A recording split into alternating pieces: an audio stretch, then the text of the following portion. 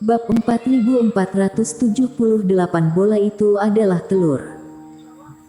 Yudhira Ying khawatir dia akan jatuh, jadi dia memberikan item ini kepada Eric Kin. Dia juga ingin menggunakan tangan Eric Kin untuk membunuh Tobikyu setelah kematiannya. Eric Kin sudah membaca secara kasar metode panji misteri pemusnah ini. Metodenya tidak sulit, tetapi seperti yang dikatakan Tobikyu, perlu mengkonsumsi banyak darah segar untuk memurnikannya. Bahkan jika sudah terbentuk, beberapa roh spiritual harus dikorbankan sebelum digunakan untuk mengaktifkan Streamer. Bisa dibilang efek dari panji ini sangat mendominasi. Tapi proses persiapannya juga sangat kejam. Klik. Di tangan Eric Kin, slip giok yang membawa panji misteri pemusnah hancur seketika. Kemudian helai-helai puing ditelan di dalamnya oleh buku langit tanpa kata. Eric Kin sudah menyiapkan sejumlah besar permata Yuehua kemarin, tidak peduli apakah panji misteri pemusnah akan dibentuk kembali atau tidak, itu masih membutuhkan metode pemurnian yang berdarah-darah. Eric Kin akan memahaminya terlebih dahulu, baru memikirkan cara menyempurnakannya. Mengesampingkan buku langit tanpa kata untuk membiarkannya menyerap cahaya bulan secara otomatis, Eric Kin mengeluarkan salinan slip giok lain yang diberikan Yudhira Ying padanya. Di dalamnya, terdapat berbagai teknik kerohanian yang dikumpulkan oleh Longzu. Ilmu sihir ini juga berguna saat berhadapan dengan Tobikyu. Terdapat lebih dari 400 jenis jumlahnya, 3 kali lebih banyak dari Kingzu, yang menunjukkan kekuatan Longzu.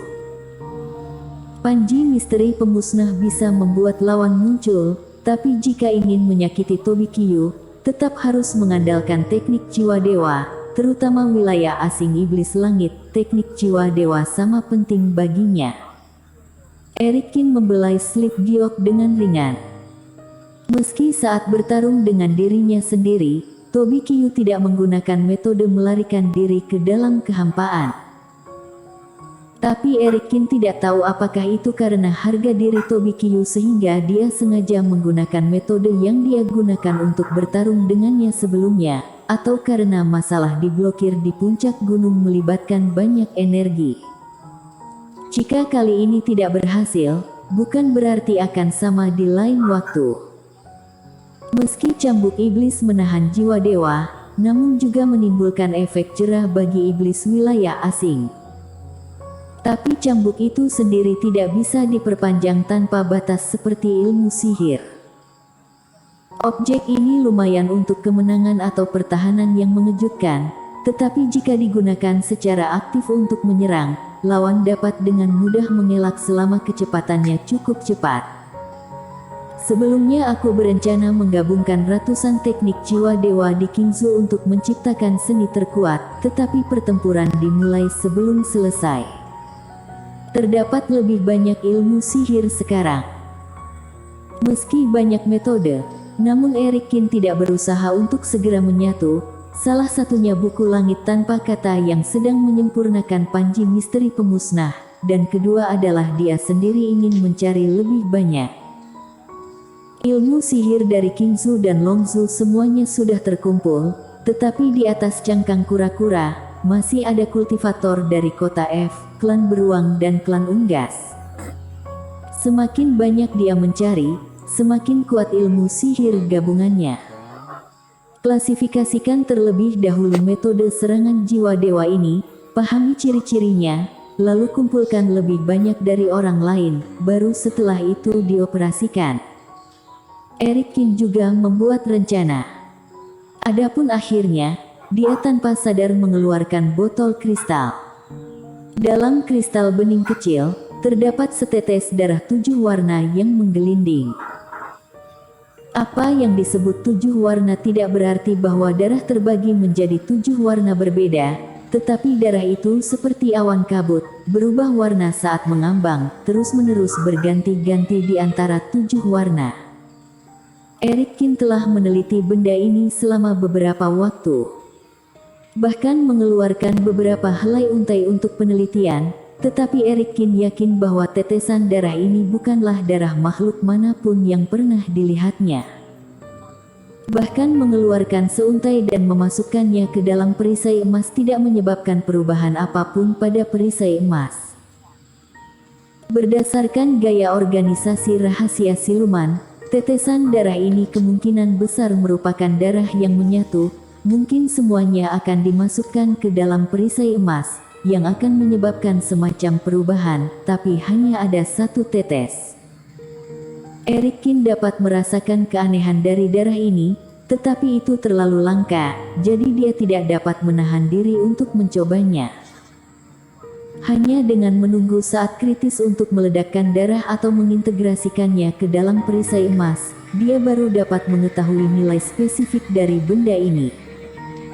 Saatnya melahap kemelekatan jiwa lagi. Pergolakan tiba-tiba sesuatu di laut kesadaran yang mematahkan pemikiran Erikin, mengerutkan kening, dia dengan terampil menelan beberapa jiwa dewa.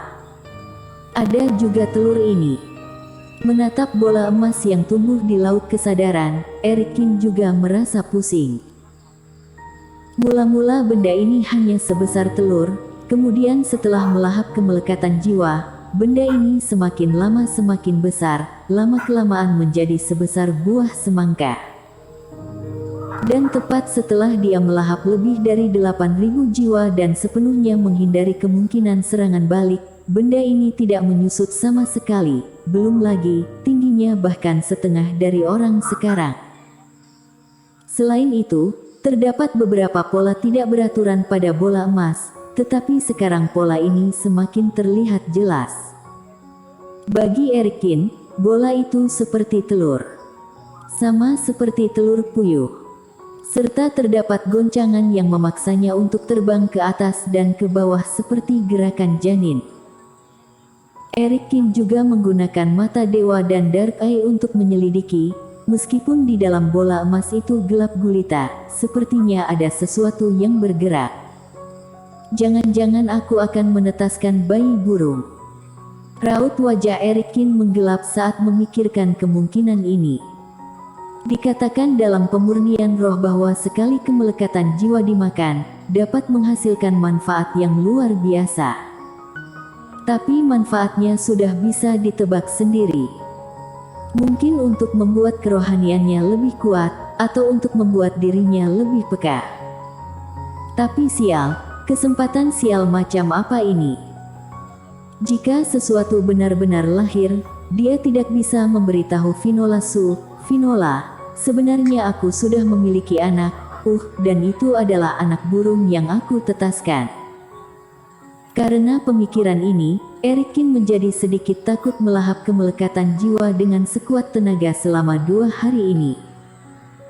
Tapi masalahnya adalah jika dia tidak menelan jiwa itu, benda ini akan melompat dengan liar, yang bahkan lebih berbahaya baginya. Dan dalam beberapa hari terakhir, tidak tahu apakah itu hampir melahap semua jiwa, benda di dalam telur secara bertahap terbangun, dan nafsu makannya meningkat pesat setiap hari. Erikin mau tidak mau harus mempercepat kecepatan melahap jiwa. Jika ini terus berlanjut, hal ini akan benar-benar muncul dalam beberapa hari. Mari kita melihat dan bertindak selangkah demi selangkah. Tidak ada cara lain jika sesuatu benar-benar menetas. Tapi karena itu berkah, setidaknya tidak akan merugikannya. Dalam 2 hari berikutnya, Erikin menghabiskan sebagian besar waktunya untuk menyempurnakan metode jiwa dewa. Adapun untuk mengumpulkan teknik yang sesuai dari kota F dan klan Unggas, Susan Siong dan lainnya tidak memiliki pendapat. Tujuan Erikin juga untuk berurusan dengan Tobi Kyu, dan semua orang dapat melakukan perjalanan dengan sangat cepat. Erikin berkontribusi banyak, jadi tidak ada yang perlu dikatakan tentang masalah sepele ini. Lihat, apa itu? Namun di tengah malam 2 hari kemudian, kedamaian perjalanan dirusak oleh raungan yang kacau. Di atas cangkang kura-kura, banyak orang terbangun oleh suara itu, kemudian melihat di langit yang jauh, cahaya menembus malam, dan Reiki terus-menerus bersiul. Dari waktu ke waktu, beberapa suara manusia terdengar samar-samar. Tidak disangka ada kultivator yang tidak tinggal di pulau di tengah malam, tetapi malah terbang di langit. Apakah tidak menyayangi nyawa mereka? Mungkin mereka berada dalam bahaya. Haruskah kita pergi dan membantu?